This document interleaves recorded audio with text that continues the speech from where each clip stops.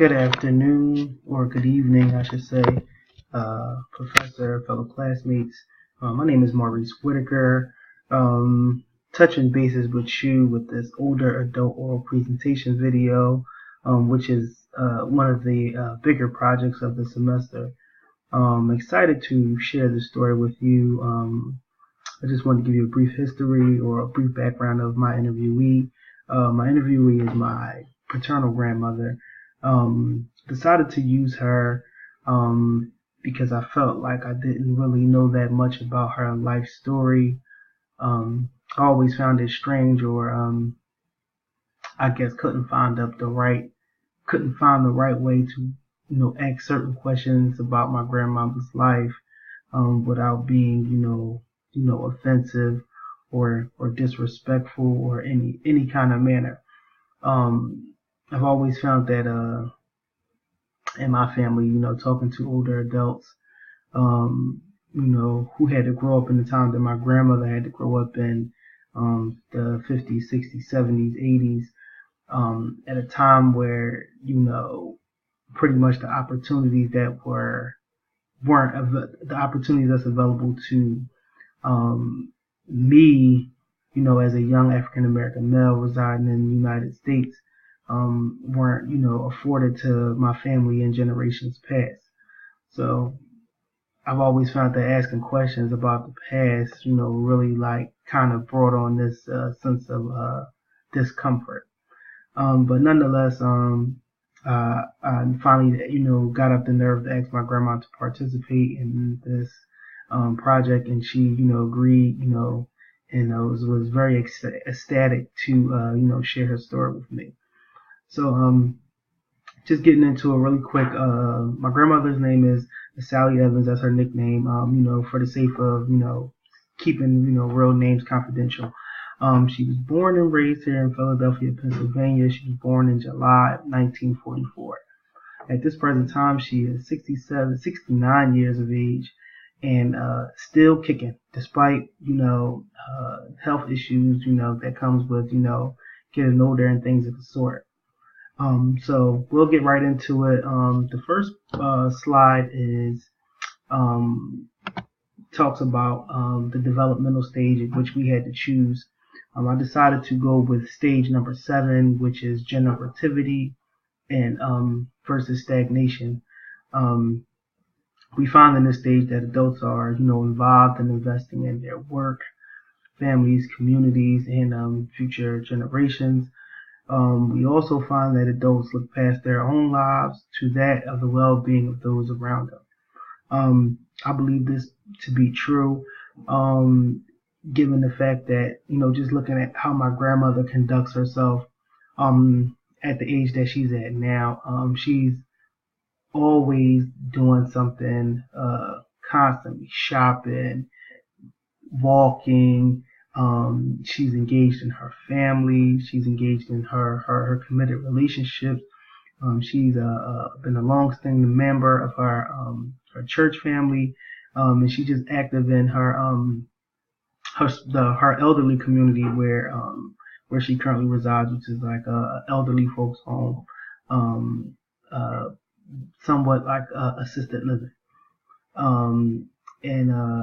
And she's always just always looking out for other people, the well-being of others. Like I said, her family, her children, her grandchildren, her great-grandchildren, and my grandma just has like the biggest heart, and she just constantly, always willing to lend a helping hand if she can lift it, and it's no issue. It's just like it just seems like it just comes so natural to her. She has this upbeat, vibrant personality, which, everybody, just drawn to. So, I believe that, this stage, accurately fits her, at this present time. Moving right along to slide number 3. In this developmental stage, we were asked to highlight the important experiences in adulthood. I decided to choose a few, given that she just had so many different things going on. My grandmother was a single parent of 3 children. She has a daughter and 2 sons. One of her sons happens to be my father. She witnessed the birth of 6 grandchildren and 6 great-grandchildren, or I should say she has 6 grandchildren and 6 great-grandchildren. She also lived through the death of several family members, including her mother, her father, and her siblings. Throughout the course of her life, she had multiple strokes and other health-related issues. She joined her church, and as of recently, being that of 5 years, meaning she met her life partner. So just to give you like a brief background on all of these, uh, like I said, she witnessed all 3 of her children get married. Then she had 6 grandchildren, 3 grandchildren. Death of family members. My grandmother is one of 8 children that was born to my great grandmother and great grandfather, and her eldest brother are the 2 only children that are living at this present time. Like multiple strokes and other health related issues and things of this sort. Also, in this developmental stage, we were, asked to highlight difficult challenges in adulthood. I decided to focus on like one area in particular, my grandma's life, which appears to me to be like the most traumatic thing. My grandmother was a single mother of 3 children. She had all her children, from the age of 18 up until 20. So fast forward 14 years, my grandma was 34. She's in the prime of her career, working as a supervisor at a job that she said she really, really enjoyed very, very much. And then just so happened, the tragic event, she had gotten into a car accident, which, really like, brought on an onslaught of, physical health problems. She had surgery and things of the sort, which later on down the line, prevented her from being able to hold a steady job. As a result of, being in a car accident, as anyone should know that, not having a stable job as a result of, being physically incapacitated, brought on financial issues, and then the other related health issues, and taking into account, she still had other stuff that was going on, death, surrounded her and so on and so forth. But nonetheless, throughout this, these things that were going on in my grandmother's life, she, was resilient, continued to, press forward with life. So moving on to the next slide.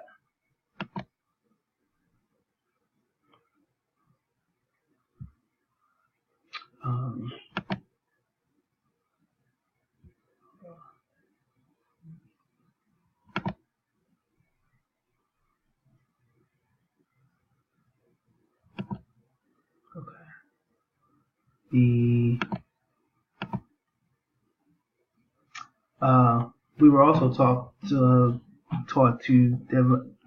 cover the accomplishments of the stage as well. My grandma was very proud that she was able to raise her 3 children by herself, with little to no help from the paternal side of the family, of the children. Like I said, she was promoted to a supervisor position at her job, in which she served in capacity for 8 years. Then she joined her church in 1980. Has been an active member for the past 35 years. As it stands now, she was elected as a floor captain at her elderly folks' home where she resides at now, which is a job that she says she really, really, really enjoys. And she laughs about it and say, they always looking to me to, go check up on everybody and make sure everybody else is doing good.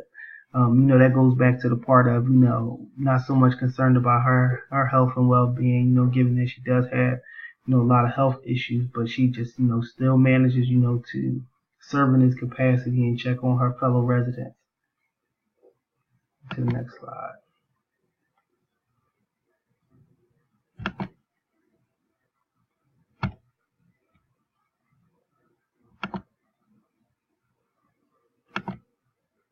Okay.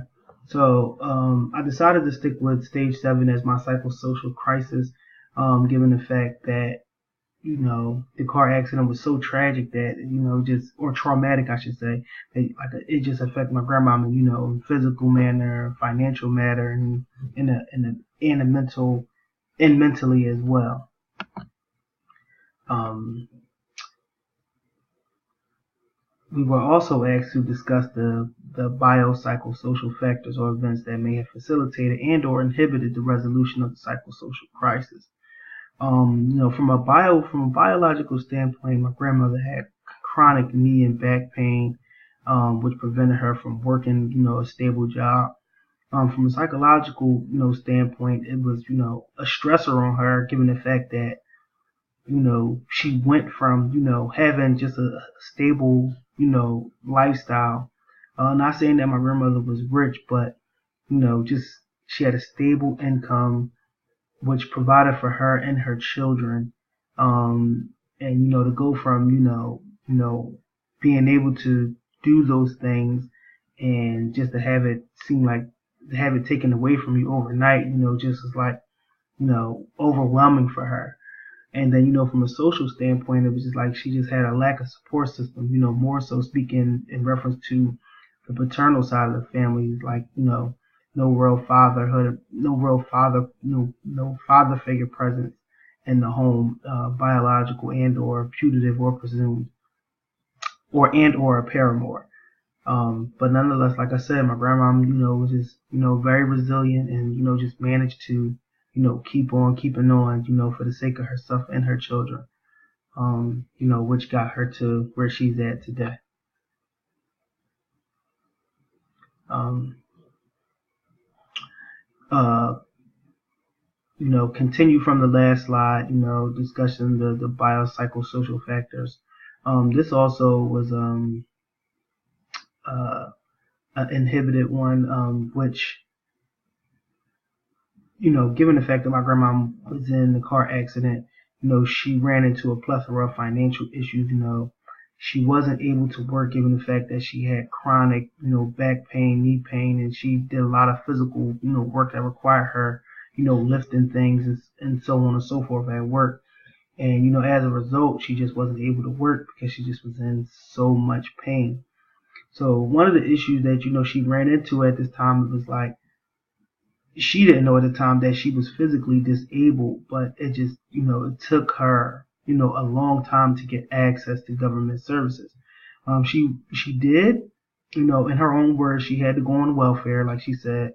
She seemed a little, down when she said that, but she said, I had to do what I had to do to make sure that my children were fed, keep a roof over my head. But nonetheless, she said, welfare just wasn't enough to, keep a shelter, keep roof over her children's head and food in their mouth, so on and so forth. So, as a result of not, having access to government services, i.e., disability, my grandmother had to go to court 3 times, which she was denied, social security disability for a long time.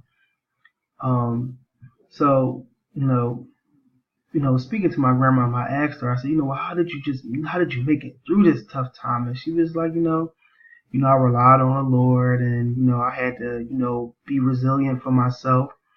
And she said she did what she had to do to, pretty much keep a roof over her head and keep food in her children's mouths. And we'll discuss that, in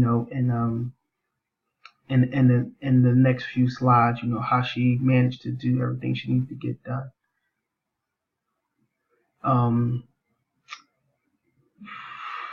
From this perspective, this is what helped her get back on her feet. She had therapy, to help her, rehabilitate her back and her knee, but it still was an issue for her. From a psychological standpoint, she relied on her spirituality, prayer, family resources, and not only that, self-efficacy, resourcefulness, and she was purposeful and positive and had positive mental health. And also, she actually, got on DPW, and then she relied on her church family as well. And like I said, eventually she was able to get activated on